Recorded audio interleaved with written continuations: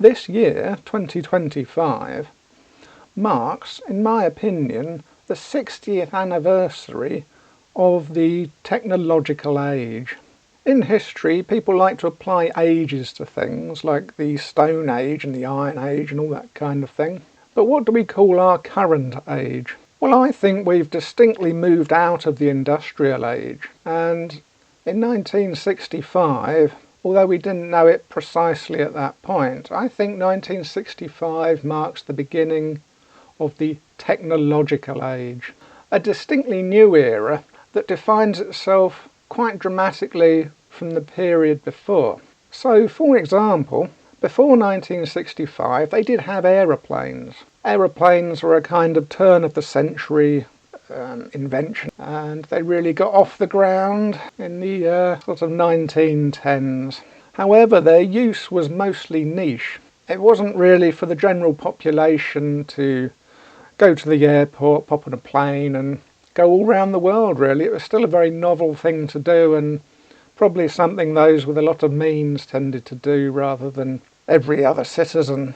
It was really in the 1960s that the whole concept of the passenger flight really took off, with the famous Boeings offering holiday destinations all over the globe. And it wasn't flight for use, it was flight for pleasure, flight for personal exploration. All of a sudden, seeing the rest of the world was the new in thing for everybody. And in a very short space of time, there's a huge amount of cultural collisions going on, mostly for the positive, but of course sometimes for the negative. But it's not just aeroplanes, it's also motor cars.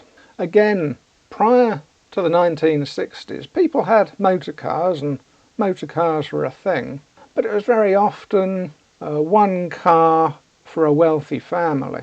Again, a bit like aeroplanes, it was still a bit of a niche, in that everybody who goes to work was probably most likely going to be using some form of public transport or bicycles or all those other ways people get to and from work. But it was really in the 1960s when the whole commuting culture by car really started getting going. And not only that, but of course now both husband and wife wanted their own vehicle. And then on top of that, there was an expectation that when the kids come through, they're all going to learn to drive and get their own vehicle as well, which created unprecedented demand and unprecedented movement of the people. Again, with some positives and some negatives. Mostly positive, but those negatives, like these things called traffic jams, started emerging. There had always been traffic jams in the most extreme and busy cities, but traffic jams now became a daily norm, as it were. The concept of the rush hour evolved, and cars became a lot more reliable to prevent traffic jams. There's nothing causes a traffic jam like having a load of broken down cars on the road. And the general design of a car hasn't really changed too much from the 1960s. Prior to the 1960s, there's a very distinct look to cars. They all look very old. But in the 1960s, they start to look modern. That is another example of how it's a very clear demarcation between eras, and that demarcation is mostly technological. But it's also music. Music is a very big example of a demarcation. Before 1965, most music sounds pretty dated. You'd have to probably go to the more jazz or classical to find something that hasn't dated quite as much as the pop music. But in 1965, there was a big technological leap, not just with the electric guitars, but most importantly with the sound mixing and technological suites that went on backstage in post-production. And you can listen to music from about 1965 onwards that has had a lot of this post-production and technological input into the music. And it can sound as if it had been released yesterday. If somebody didn't know when it had been released, they couldn't really pin it down just by random guesswork based on what the sound kind of sounds like. And again, this is mostly for the positive. There is some negatives, of course. Like, for example, people don't necessarily need to learn how to use their instruments anymore. They can just sing, and then all the music is put on in post-production. In some cases, not even sing or sing well, and then that gets sorted out in post-production. And computers generally. This was the start of the computer age. Home computers hadn't arrived yet. They wouldn't arrive for probably another 10 or 15 years. And again, they'd start out in the niche when they did. But computers were making their headway into all the businesses and government agencies and all that kind of thing, processing lots and lots of data. And this computing revolution, of course, would have lots and lots of positives, but of course a few negatives as well. All the ladies who used to work in the old typing pools gradually being replaced by word processors. The 1960s also saw the start of franchising, and franchising was a massive revolution in the retail and high street space. So as people got in their car, drove to the airport, and got on the aeroplane and went off to explore another city, on the positives, they could find familiar restaurants there. But at the same time, it's a little bit negative, because you go all that way on holiday to find that stuff probably that's a little bit different and experience something new. And now it's just got the same things you had at home. Franchising can make things cheaper or more standardised and therefore healthier. But at the same time, it does reduce the opportunities for the individual sole trader who wants to just create their own business. I suppose what you might call the family business gradually gets replaced by the corporate business. Probably the biggest visual change was the change from black and white to colour for anything that involved a camera, such as television, films and taking photos. Before 1965, unless somebody was spending a huge amount of money on a programme, generally speaking, everything was going to be black and white. After 1965, it's like somebody had lifted a veil. Everything was now in colour. And it was now weird for things to be in black and white, or if it was black and white, it was because it was either a bit cheap or it was intentional artistic intention. And so what this did is it marked a very strong psychological barrier between the old era and the new era. So again, you can watch lots of film and television from the mid to late 60s that's in colour, and it doesn't look overly dated. You can still watch it and think, this is pretty good. I don't feel like I'm watching a really old movie. However, you just watch a film from the late 50s in black and white and it just looks and feels old, as if it belonged to a different era. Funnily enough, my parents got married in 1965. That seems like a bit of a random segue and insert of my family into this video. But no, it's quite relevant, because what my dad did, he made his money out of the revolution of robotics. Don't get too excited, he wasn't a robotics expert in any way. He was just an engineering designer. He drew blueprints for companies that wanted new bits of machinery in their factory. But so throughout his life, he was working to make those production lines more efficient and less labour intensive. And that was another massive demarcation between the pre-60s era and the mid-60s onwards era, in that the machines started taking over the industrial workplace. The robots started taking over. Not in a management sense, just in a labour sense. And so marking a very clear demarcation between eras. And again, things like reliability and uniformity start replacing individual design. And I bring this up because it's a little bit of irony, I always think, because my dad's one of those people that's very adamant that people should always be in work, and you do get nagged if you're not in work at any point in your life. And yet, of course, he spent his whole life trying to reduce the amount of people in the workforce. There we go. Another one of life's wonderful little ironies. Not that I myself would have liked a production line job. I've never really been one for repetitive tasks. or overly repetitive tasks. That probably drive me up the wall. In fact, it has done when I've tried it in the past. But it's fascinating that whenever this new era of consumer goods, when they roll off these production lines and everybody's told that they all make our life easier, because of course the other revolution there was all the white goods that resulted from all these other advancements, like everybody now having washing machines and things like dishwashers emerging and toilets that are in the house and part of your internal house plumbing, and all these things that people didn't used to take for granted, but from the mid to late 60s onwards they did. And they were all promoted as making our life easier. We would have more time for other things, like getting on aeroplanes and exploring the world. But of course, as with the example earlier with my dad, if you don't do much, people start nagging you.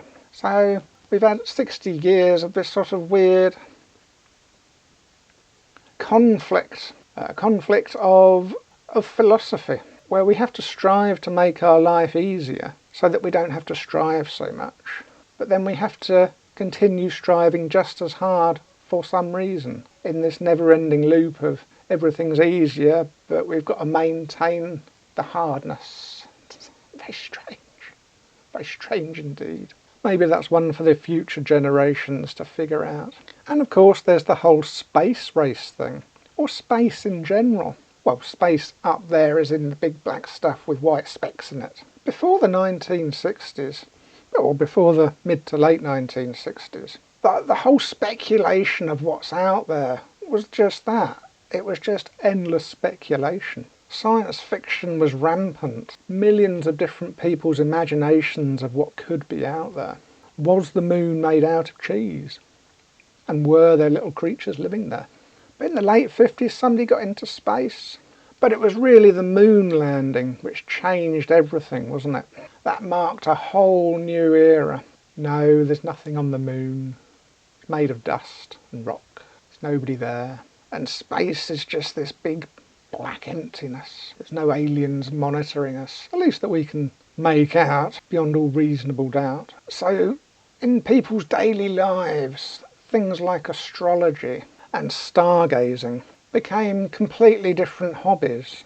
They moved from the speculative or the psychological to the practical, and the telescope industry started booming. People having a general fascination with learning about what's out there from a factual perspective rather than a speculative perspective marked a huge change in the global psyche of every citizen. Superstition was now being moved very much to the sidelines, to the niche, and the forefront was now starting to be dominated by facts, or as close to facts as people can get, of course. But debating facts rather than debating various superstitions. And roads, the small, odd, weird, unique little roads that connected everywhere, started being replaced by highways, and then superhighways. Multi-lane, great flat straight chunks of tarmac linking megalopolises. So the concept of getting lost has itself got lost. So as you can imagine, I could go on and list all these many different things that got radically changed, all in a very short space of time, in lots and lots of different places in the world at the same time.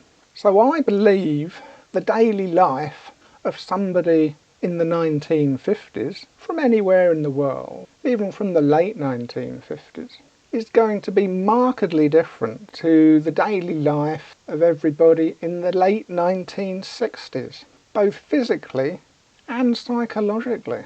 So in the 1950s you have the one person working with one car, while the other person stays home and does endless laborious chores, and if they don't have a car, they use public transport to go and work at somewhere that's probably a family business, where they do their work and then come home and probably either read the paper or listen to the radio before getting an early night. And their conversations might be things regarding superstitions Old Joe says he saw an alien the other day. Mrs. Miggins says your tea leaves show that there's something bad coming up. Don't walk among the roses today. A banana? Funny looking thing that is. Is it edible? Do you eat the skin? And I'm talking about all people, not just the early adopters and the niches. But by the late 1960s, you'd be more likely to be driving to work for a corporation when your other half is still doing chores, but not quite so many. They've got a bit of time on their hands. And 2 or 3 days a week, they might be nipping off to town to do a bit of shopping and getting all these new mass-produced clothes and goods and toiletries and, oh my word, it's a veritable cornucopia of I want that, oh my, what's that, I want that, I'm going to give that a go.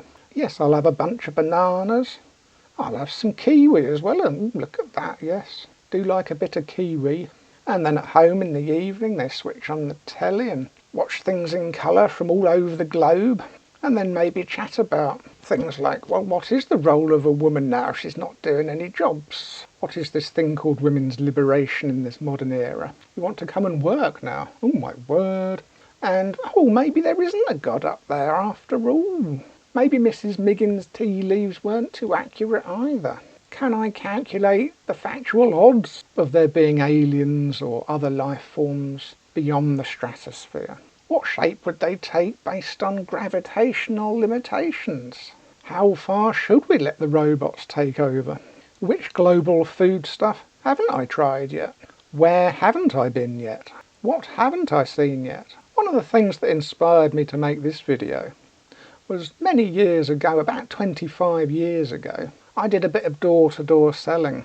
I'm a bit of a funny bloke, and I wrote a book about 25 years ago, and I tried to sell it door-to-door because people did that back then. And I had this one bloke, very old bloke, you know, he was verging on nearly death back then, so we're talking born in about 1920 or 1910, something like that, you know.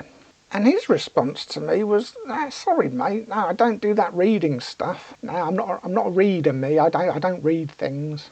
And that sort of encapsulated the pre-technological era versus the post-technological era. The myopic mindset suddenly becoming the global mindset. The incurious becoming the curious. The willingly ignorant becoming the knowledge cravers.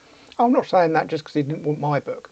My book wasn't a factual book, it was fiction, you know, all nonsense and good fun. But it was like the only reactions I got like that were from these very old people of a different mindset, who would have been the middle-aged leaders of society in the 1950s. Now, I don't know if anybody's already coined this new era, or whether there's lots of names for different eras floating about for all these changes that are going on. But I personally think 1965, I think we can nail that down as the end of the industrial era and the beginning of the technological era. How long this will last?